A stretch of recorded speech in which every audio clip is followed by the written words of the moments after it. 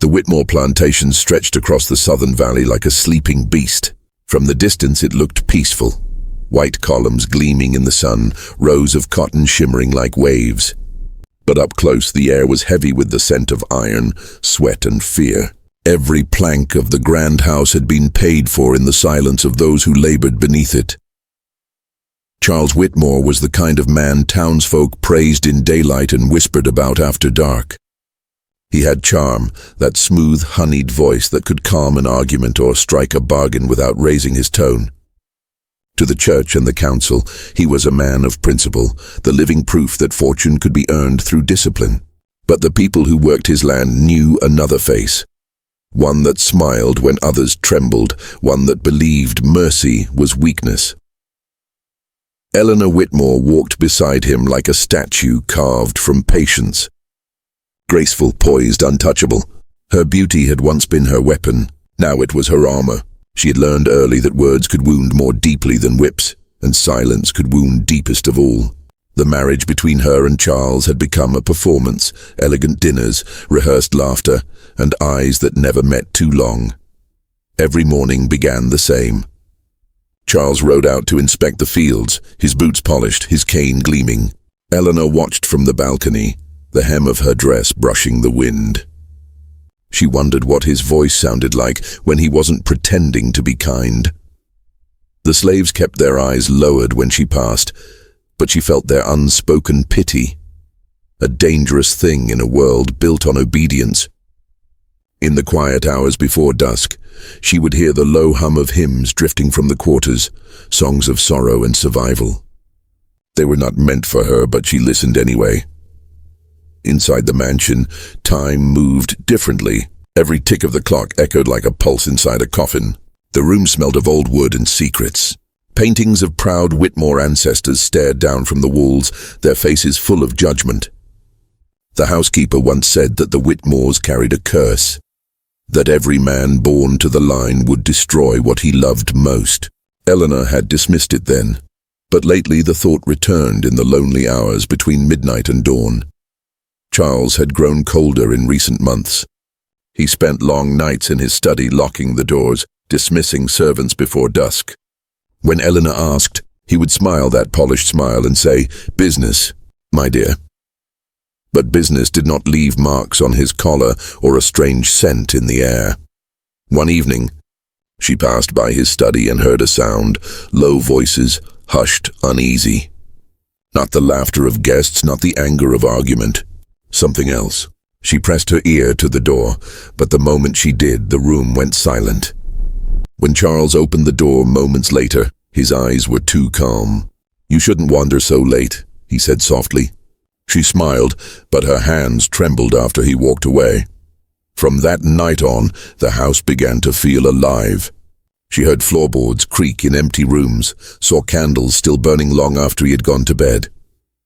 Sometimes the faint echo of footsteps followed her through the corridor. Yet every time she turned, there was nothing. One afternoon, a storm gathered over the valley, the kind that turned daylight to dusk. Charles returned home early, soaked from the rain. He looked restless, distracted, as though haunted by something he couldn't name. Eleanor watched him remove his gloves, his movements sharp and impatient. "You've been distant lately," she said, her voice steady. He looked up, and for the briefest moment she saw fear flash behind his composure. "You imagine too much," he replied. Then he kissed her hand, not from affection but from habit, and walked away. That night, lightning split the sky over the plantation.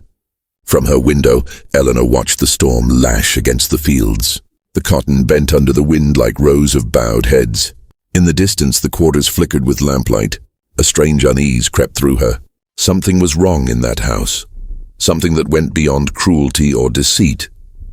As thunder rolled across the valley, she whispered to herself, "Whatever festers here will show itself soon."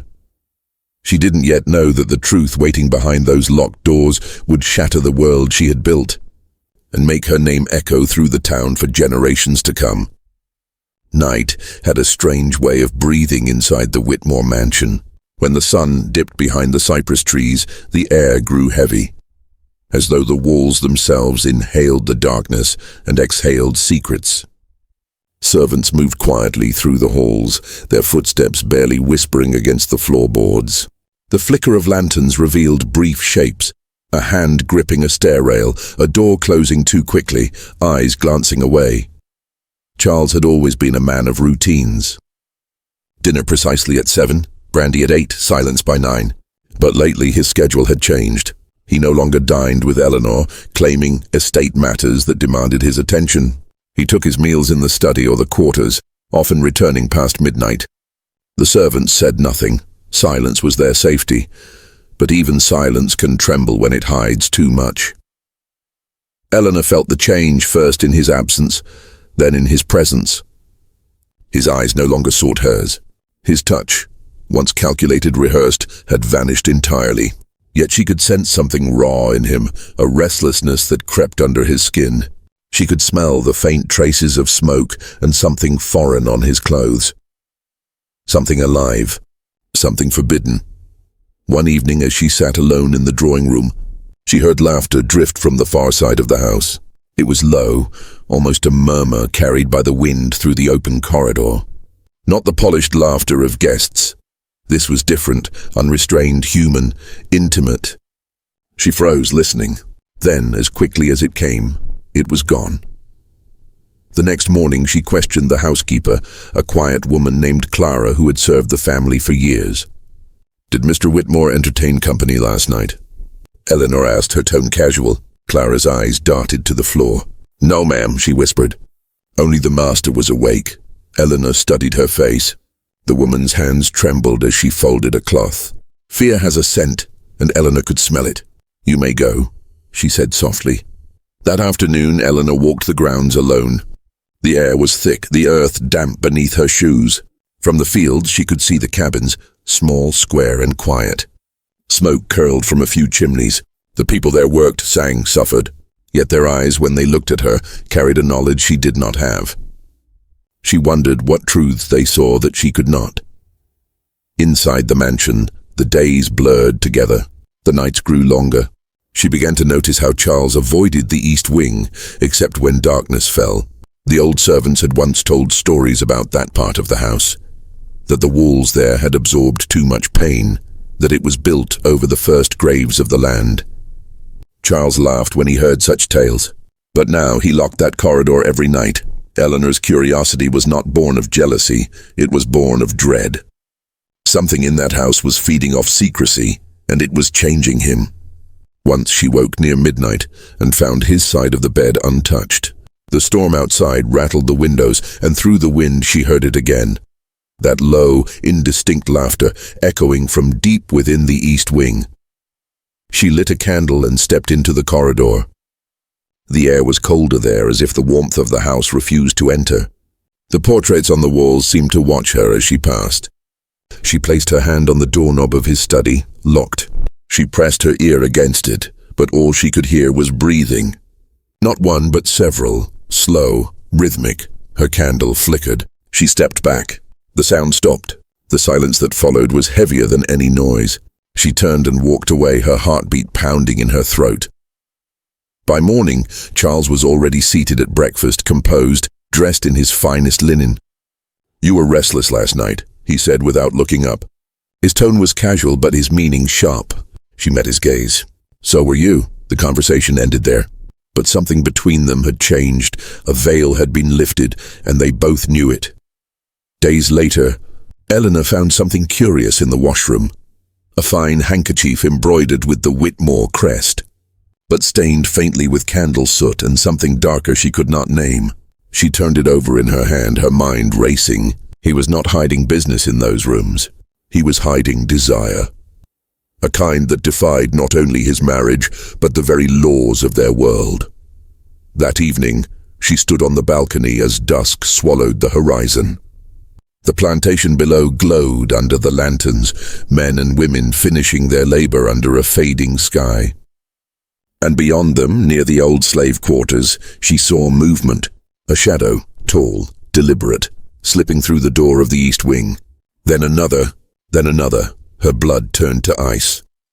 Whatever was happening inside that house was no longer a secret kept from her.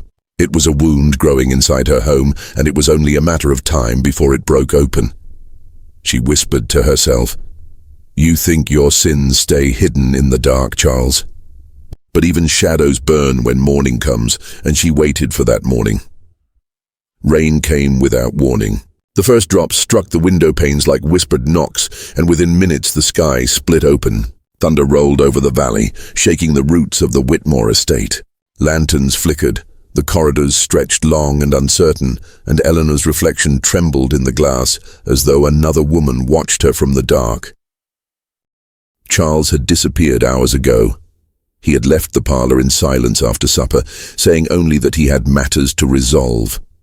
She had grown used to those words. They were his armour against questions. Yet tonight they sounded different, hurried, almost fearful. When the clock struck 11 and he had not returned, unease took shape inside her chest. She lit a candle.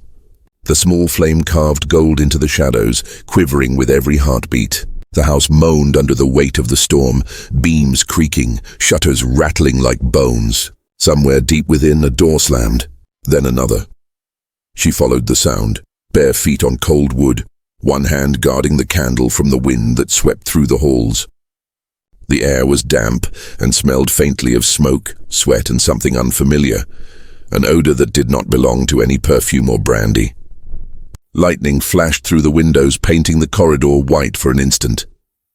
In that flash she saw the long rug stretched before her, the portraits leaning forward as if listening.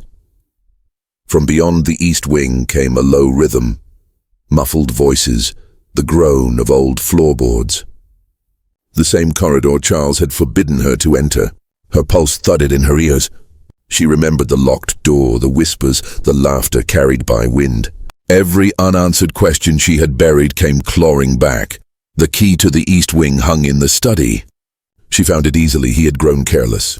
It felt heavy, colder than metal should. When she reached the door, her hand hesitated. The voices within shifted, blurred, then fell silent. The candle flame bent sideways, trembling. Somewhere inside the room she heard a single breath, slow, deliberate. Then another, and another. She turned the key. The lock gave a soft click like a secret exhaling. She pushed the door open a fraction. At first she saw only darkness. Then the candlelight reached forward and caught on shapes, fabric, movement, the glint of sweat. She couldn't see faces. Only the outline of her husband, his silhouette caught in an act that language could not soften. For a heartbeat she could not move. Her mind refused to name what her eyes understood. The flame quivered wildly, spilling wax across her fingers, but she did not feel the burn. All sound vanished. Even the storm outside seemed to hold its breath. Her candle fell, extinguished on the floor, and the room was swallowed by darkness again. She stepped back, pressing a hand to her mouth. No scream came, only a sharp inward gasp, the kind that never leaves the throat. She turned and ran, down the corridor, past the portraits, past the grand staircase where laughter once echoed during winter parties. The world tilted. The air itself felt poisoned. In the parlour she collapsed against the mantel, trembling. The clock ticked behind her, each strike hammering the truth deeper into her chest. When Charles returned an hour later, the storm had quieted. He entered quietly, boots muddy, shirt disheveled. He froze when he saw her awake by the fire. For a long moment they stared at each other, the silence between them alive and cruel. "You were out late," she said softly. His jaw tightened.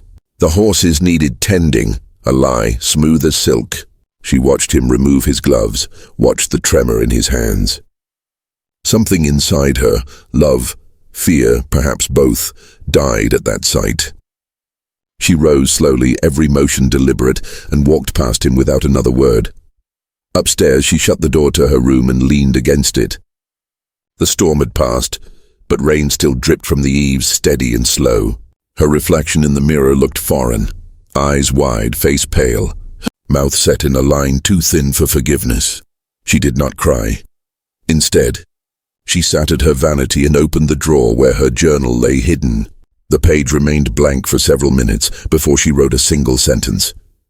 "Tonight, I saw the truth of the man this house obeys." Then she closed the book. blew out the lamp and let the darkness settle over her like a shroud. Outside, thunder rolled again, farther away now, but it carried a promise. The storm had only begun. Morning came grey and soundless. The rain had stopped, but the clouds hung low, bruised and swollen. The Whitmore plantation looked almost peaceful from a distance, its fields washed clean, its fences shining with dew.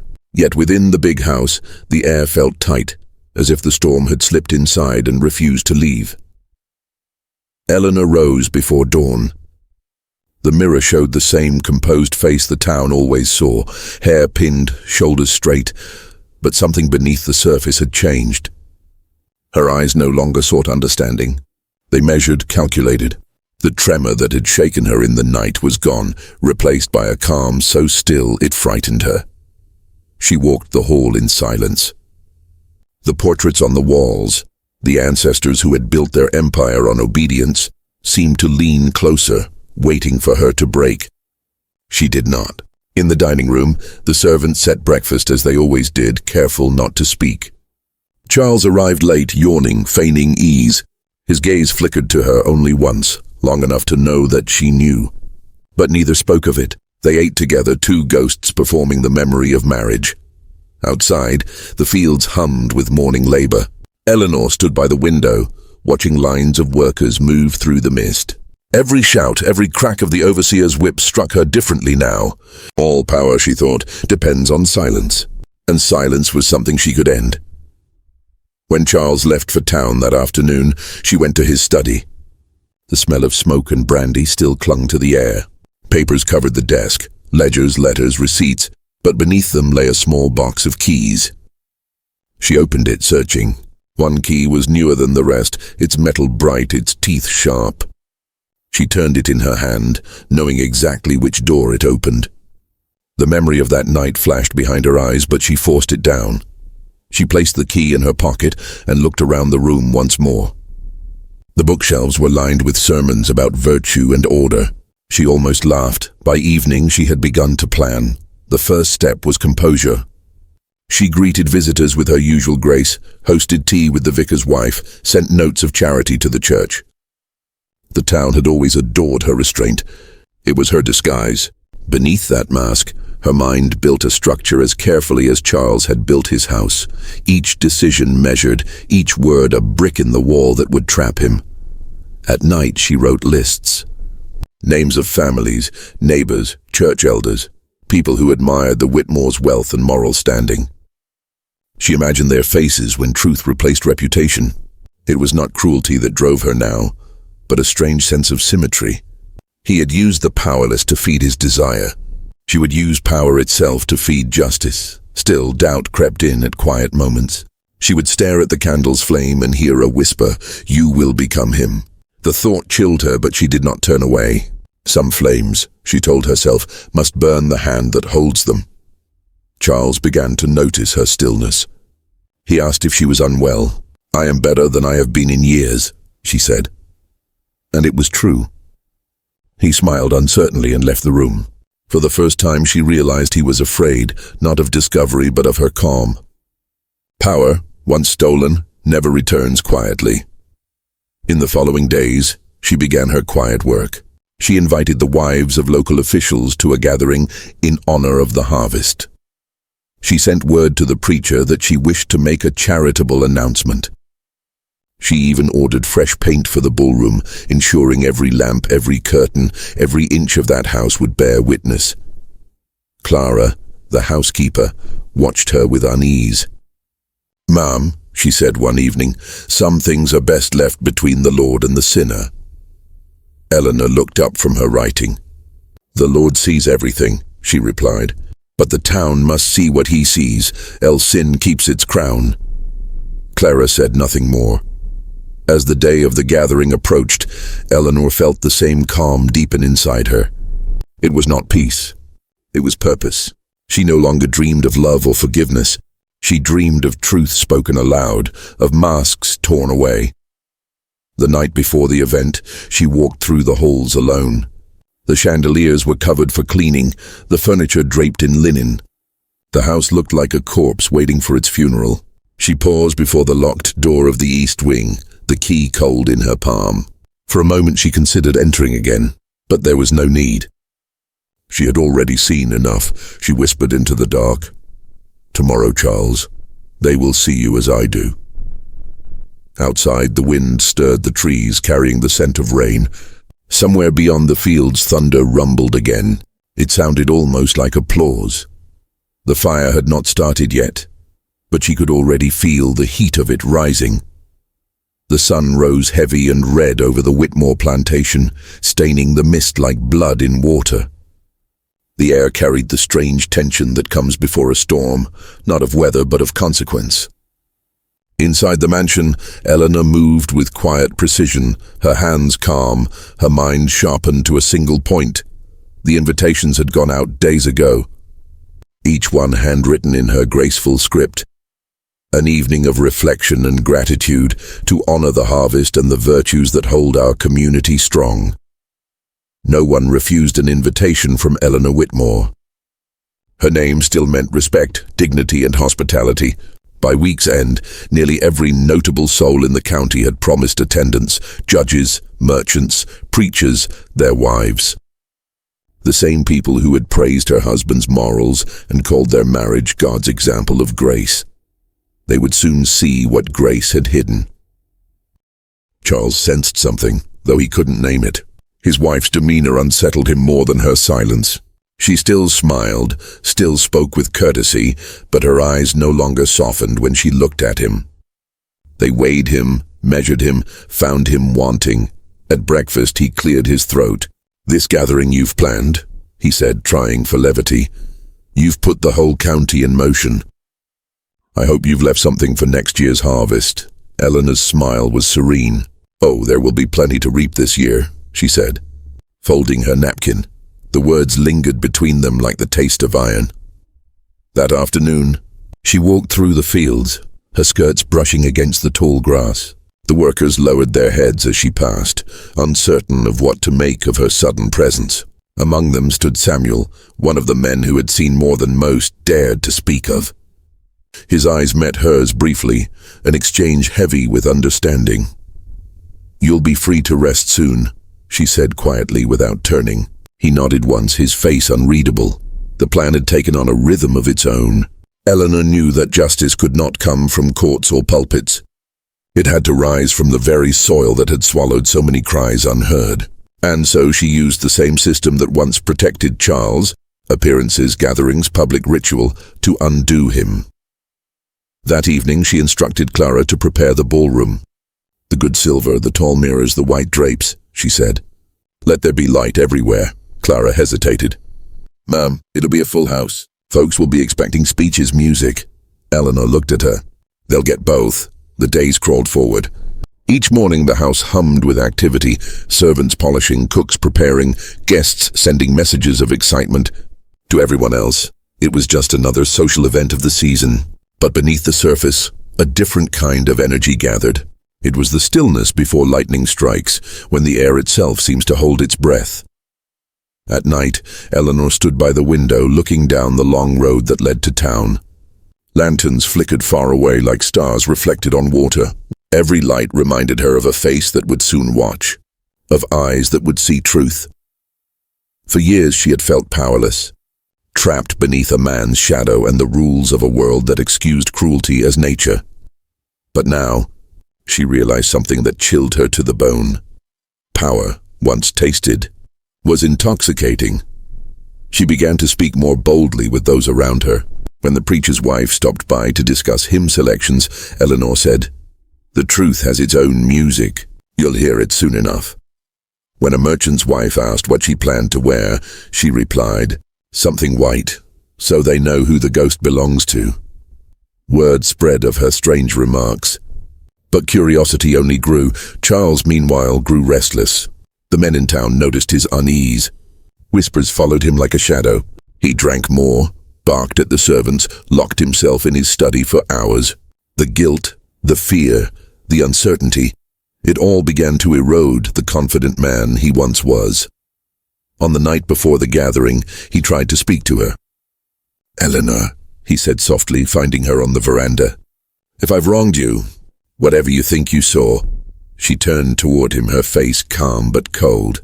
"Don't finish that sentence," she said. "Tomorrow, you'll have all the words you need."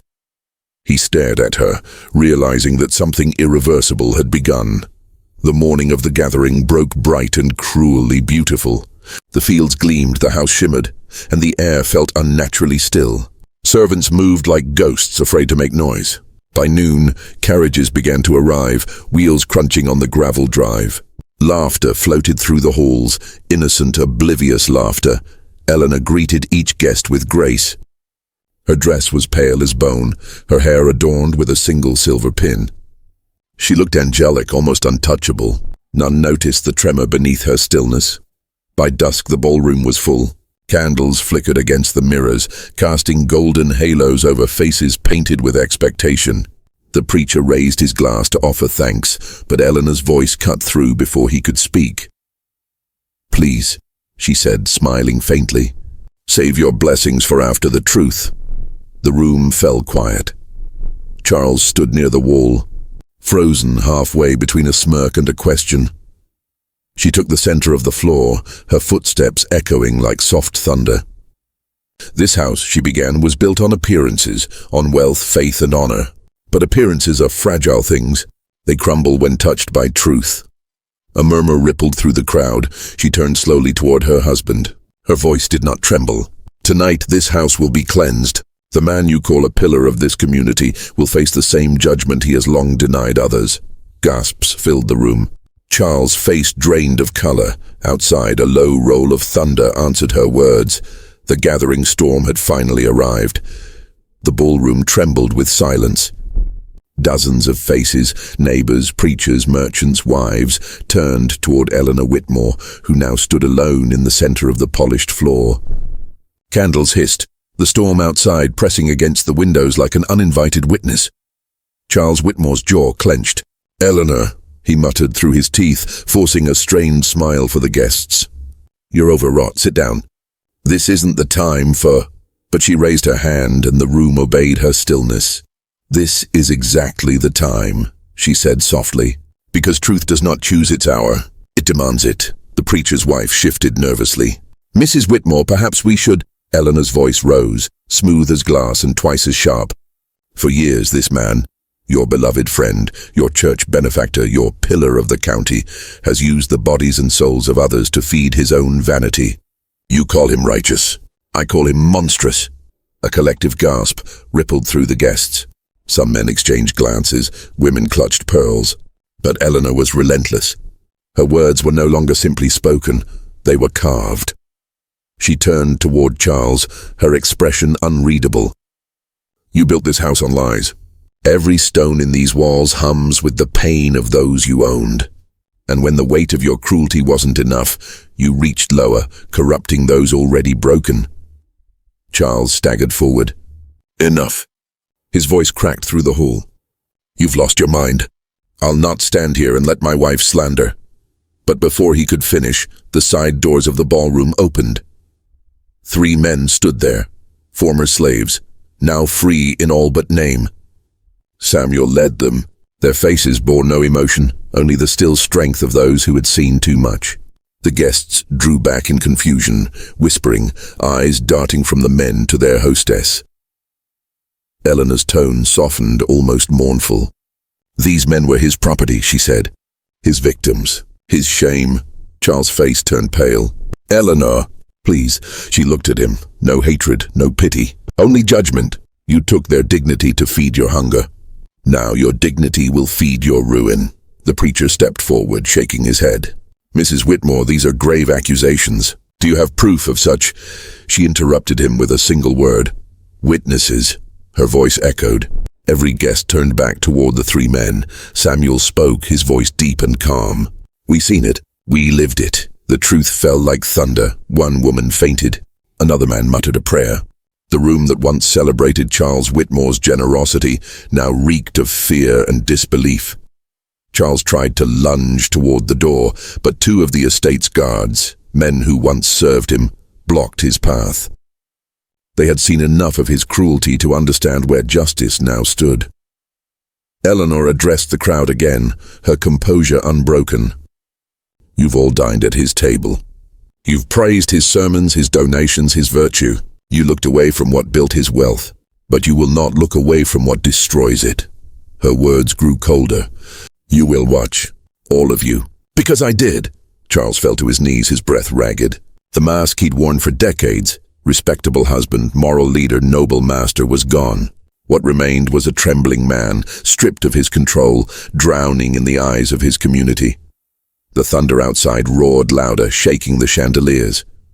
The wind howled through the open doors, snuffing out several candles. Shadows danced violently across the walls, as if the house itself had come alive to bear witness. Eleanor turned away from her husband and faced the guests one last time. This house will not hide sin any longer. Let this night mark its end, she gestured toward the doorway. Take him to the courtyard. Gasps, murmurs. Someone tried to object, but the tide had turned. The preacher lowered his gaze. The men obeyed her command.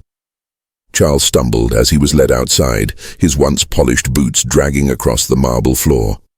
Rain splattered against the windows, and lightning lit the night in fractured flashes. The townspeople followed, reluctant, horrified yet unable to turn away. Eleanor moved behind them, silent as a widow at a funeral. When they stepped into the courtyard, the storm broke in full. Rain poured, drenching the earth, washing over stone and soil like a cleansing ritual. In the flicker of lightning, Charles looked back at his wife, his lips trembling, his pride shattered. "Eleanor," he whispered, barely audible over the storm. "What are you going to do?" She met his eyes. "What God never had the courage to," the crowd gasped again.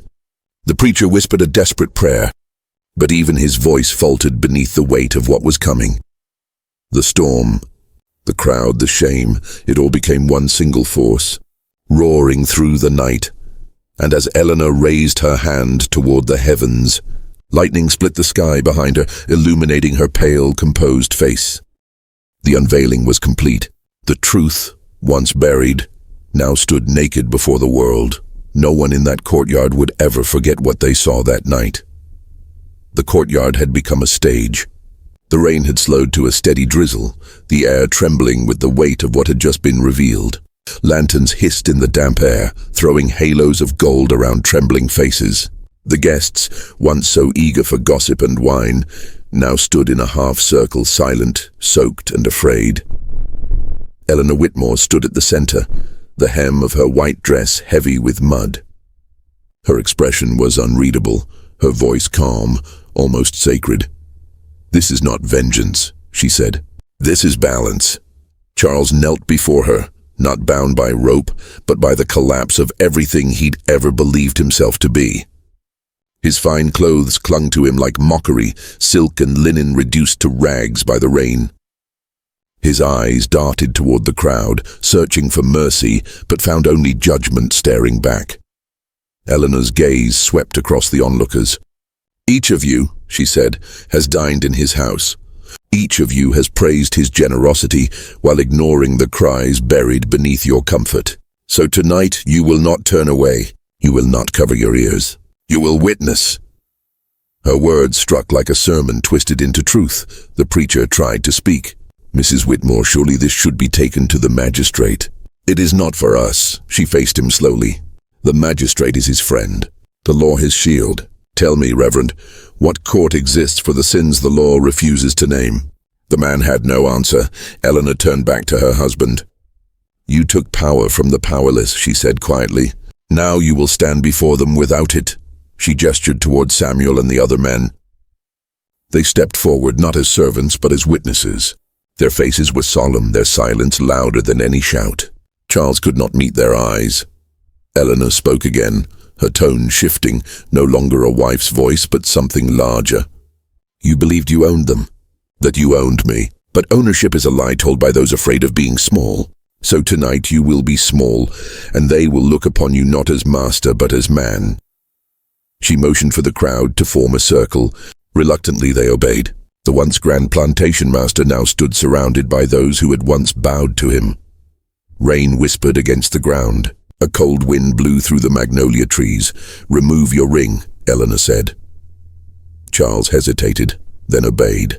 The gold band, symbol of his power, his name, his respectability, fell into the mud with a dull sound. "Now speak," she commanded. He swallowed. "Eleanor, please, don't do this." Her eyes flashed. "Speak the truth." He looked around at the faces staring at him, then down at the mud. His voice was a rasp. "I've sinned. Against who?"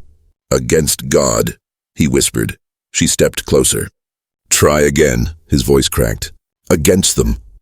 He glanced toward the men who once served him. "Against all of them, and against me?" The words caught in his throat. He nodded, tears lost in the rain. "Then let it be heard," she said softly. "Let your name be spoken not as honor, but as warning." She turned to the crowd. "You will not write songs for this man. You will not carve his name into stone. You will remember him only as a story told to your sons, a story of what power becomes when it believes itself divine." No one moved. The only sound was the rain, falling harder now like applause from the heavens. Eleanor's composure began to crack. Her voice trembled, not with weakness, but with the exhaustion of someone who has carried too much truth for too long.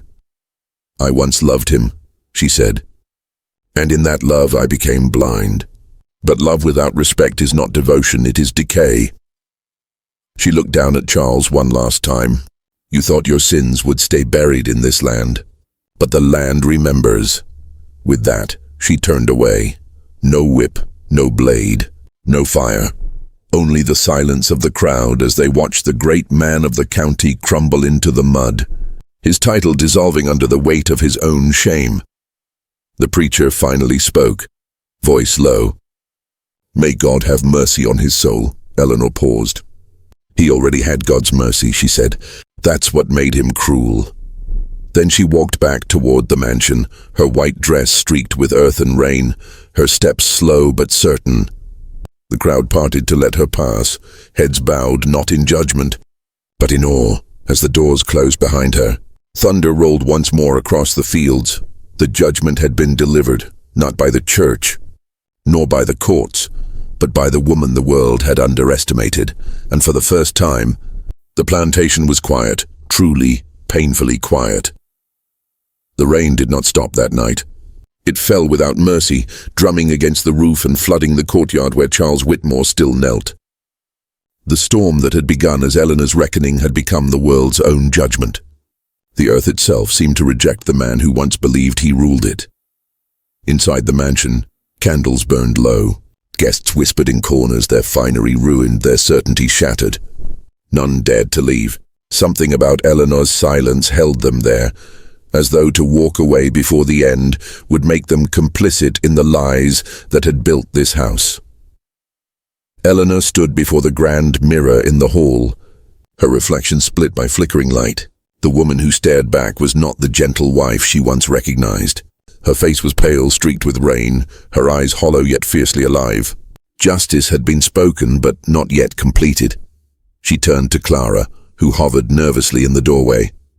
"Bring him in," Eleanor said. Moments later, the double doors creaked open. Two men guided Charles inside. His once immaculate posture was gone. His hands trembled. His eyes darted between the faces of those he had once commanded. No one offered him comfort. Eleanor gestured toward the fireplace. "Stand there." He obeyed, water dripping from his coat onto the rug.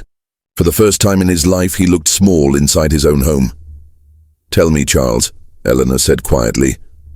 "What is a man without the power to command?" He said nothing. She stepped closer. "What is wealth when no one respects the hand that holds it? What is a name when every tongue speaks it with disgust?" He flinched, his jaw tightening. "You've had your vengeance. What more do you want?" "I want truth to finish what it started," she said. "You spent years turning souls into property. Now the same walls that hid your sins will become your prison." She motioned toward Samuel, who stepped forward, holding a small wooden box. Inside lay the keys to the plantation's ledgers, the very documents that named every man, woman, and child Charles had ever owned. Eleanor took one ledger and opened it. "Every name," she said, "is a life you measured in coin. Tonight those debts are settled." She tore the first page out and fed it to the fire. The flames hissed and consumed the ink. One by one she tore page after page, each catching fire until the air filled with the bitter scent of burning parchment. Charles reached out instinctively. "You can't— those are yours?" she interrupted. "No longer." The fire roared higher. For every page destroyed, the silence in the room grew heavier until even the guests could feel the weight of history turning. When the last ledger burned, Eleanor spoke again. "You once said legacy is a man's immortality. But yours ends here. Tomorrow every field will be emptied, every worker released. This land will bear no master's name again." The crowd stirred. Someone whispered, "She's freeing them." Charles's face twisted between disbelief and despair. "You'll ruin everything," he hissed. "You'll destroy what generations built." Eleanor's gaze was cold. "Then let it be destroyed. If a thing must be built on pain, it deserves to fall." She turned to Samuel. "By dawn, tell them they are free to leave, or stay as equals if they choose. The choice will be theirs." Samuel nodded slowly, his eyes reflecting both gratitude and grief. Charles sank into a chair, his voice breaking. "You think this makes you righteous?" "No," Eleanor said softly.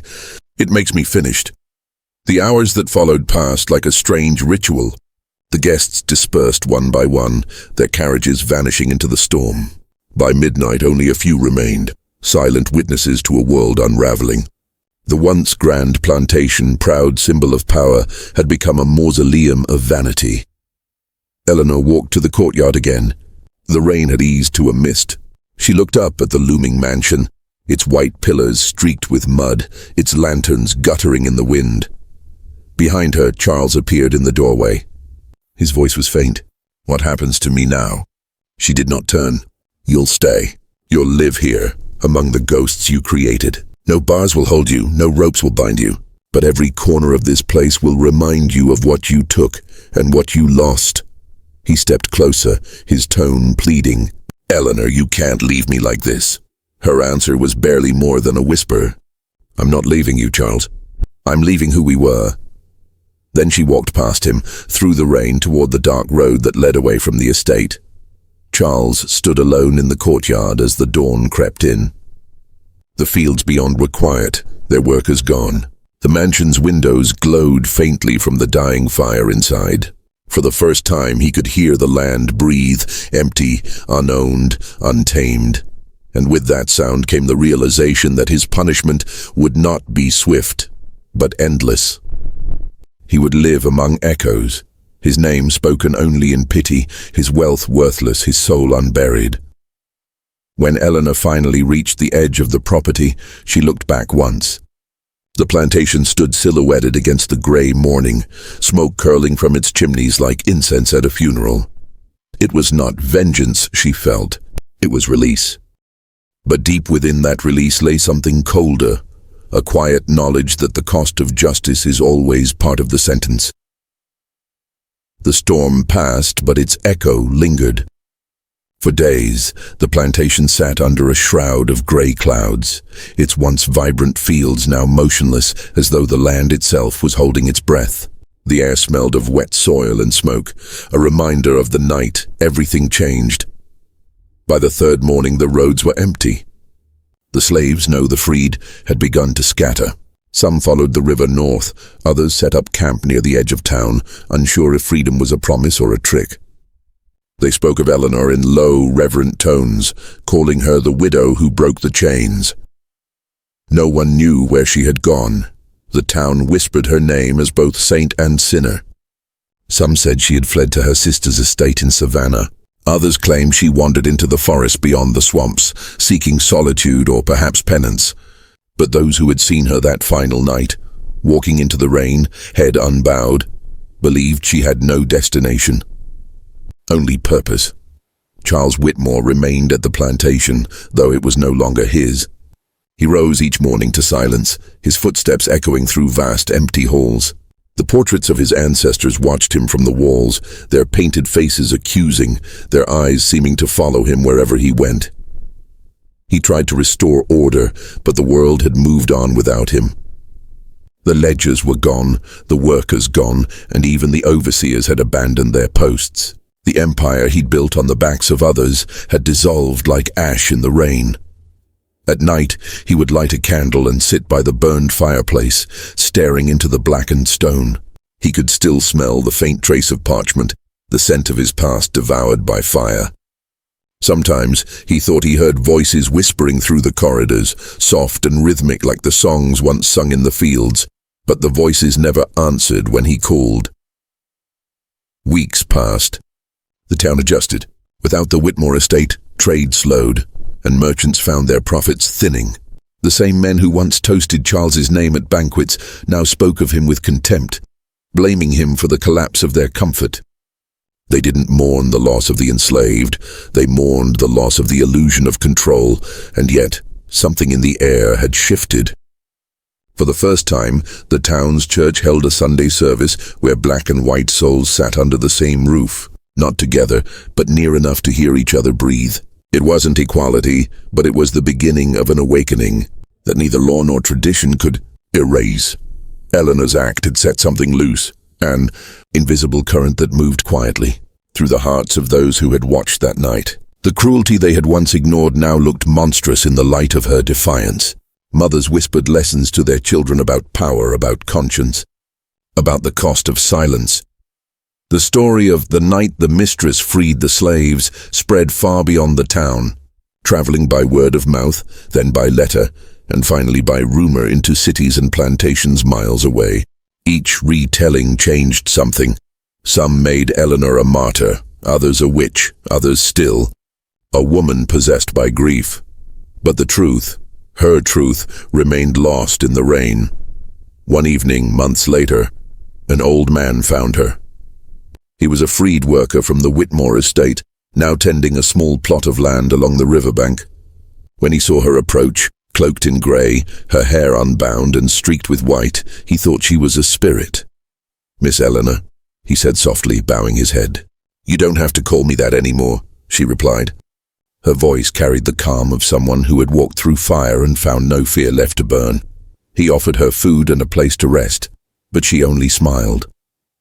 "I didn't come to stay. I came to see what grew after the storm."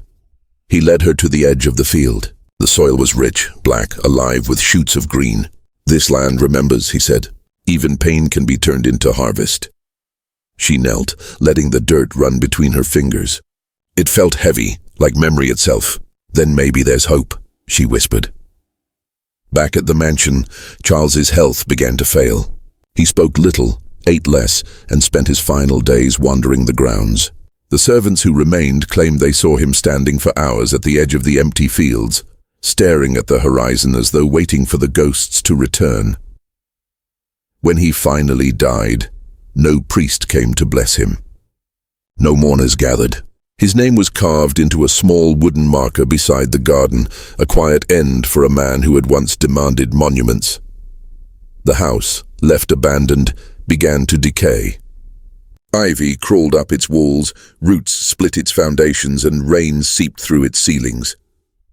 In time, travelers who passed by said they could hear faint music in the night, the sound of chains falling, the rhythm of drums, and a woman's voice singing softly above it all.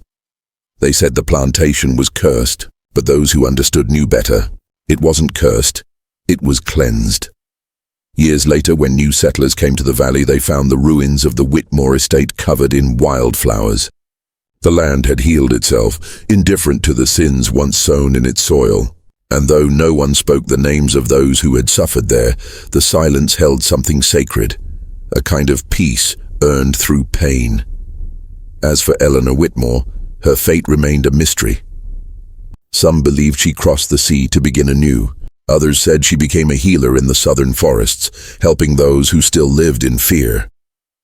But a few whispered that on quiet nights, when the moonlight touched the river, a lone woman could be seen standing where the mansion once stood, watching, waiting, remembering, and when the wind carried her name across the fields, it no longer sounded like tragedy, it sounded like truth.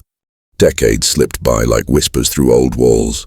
The name Whitmore faded from the county records, from church sermons, and from polite conversation. What remained of the grand plantation was nothing more than a skeleton of stone and moss. Trees grew through the ballroom floor. The iron gates rusted open, inviting only the wind, but sometimes stories refused to die.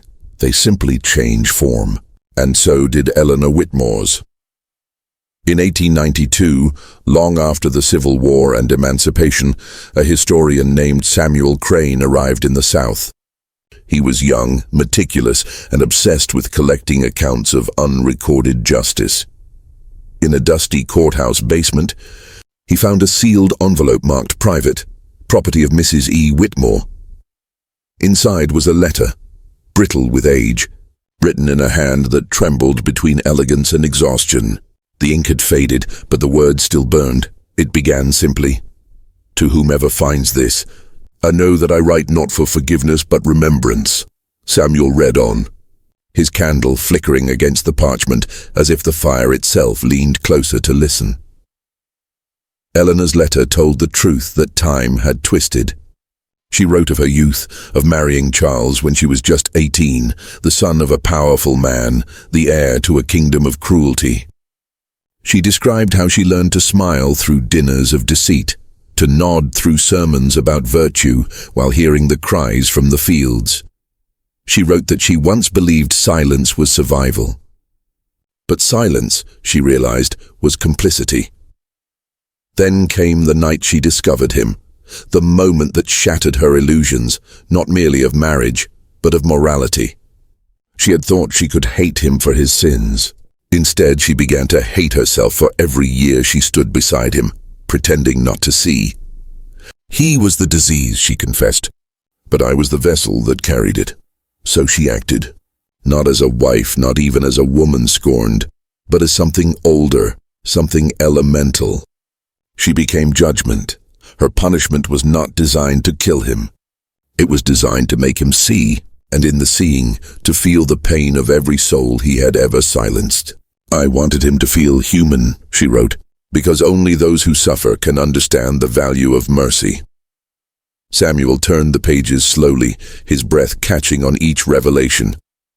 Eleanor spoke of what came after, how she wandered for years, haunted by the echo of her own righteousness. Justice, she had learned, was not peace. It was a mirror that reflected everything, even the parts she wished to forget. She wrote of watching towns rebuild, of hearing her name turned into myth. In some versions she was a savior, in others a murderer, but she never corrected them, because in her eyes both were true. History is a house of mirrors, she wrote. Each generation sees itself reflected and calls it truth. The final pages were softer, almost tender. She spoke not of the past, but of what should come next. She urged whoever found her words to remember that vengeance, however righteous, cannot cleanse the soul. Only acknowledgement can. Let no one inherit my anger, she ended. Let them inherit understanding. The last line, however, was written in darker ink as if added later, shakier, heavier, like the hand of someone nearing death. I did not punish him for what he did to me. I punished him for what he made me become. When Samuel finished reading, the candle had melted to a pool of wax. The courthouse was silent except for the slow drip of rain outside.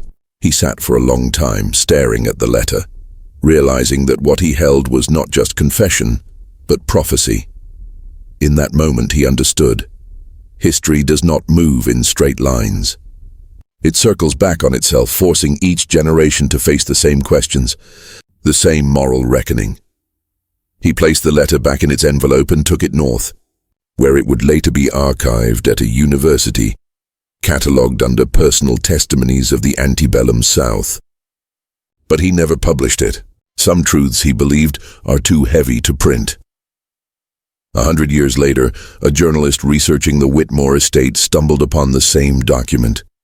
By then the plantation was long gone, replaced by quiet farmland and a single oak tree that stood where the mansion once loomed. Beneath it, children played, unaware that they were running across the bones of history.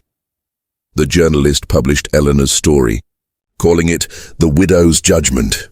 It spread across newspapers, then books, then classrooms. Feminists hailed her as a symbol of defiance. Historians debated whether her act was justice or vengeance. But among descendants of those once enslaved on her land, she became something different, a ghost of reckoning, proof that even the powerful could fall, and so the legacy lived on. In every retelling, Eleanor Whitmore changed shape. Sometimes hero, sometimes monster, always human. Her story became a mirror for the living, forcing each listener to ask, what would you have done? When the winds blew across the valley, the tall grass bent in patterns that looked almost like footprints leading toward the river. Some said it was coincidence. Others swore it was her, still walking, still watching, because in the end, the land remembers what people forget. The soil keeps every scream, every tear, every act of courage. And if you listen closely on a quiet southern night, you might hear it still, the whisper of a woman's voice, rising from the earth, saying not words of sorrow or triumph, but truth itself. Mercy is the only vengeance that outlives its fire.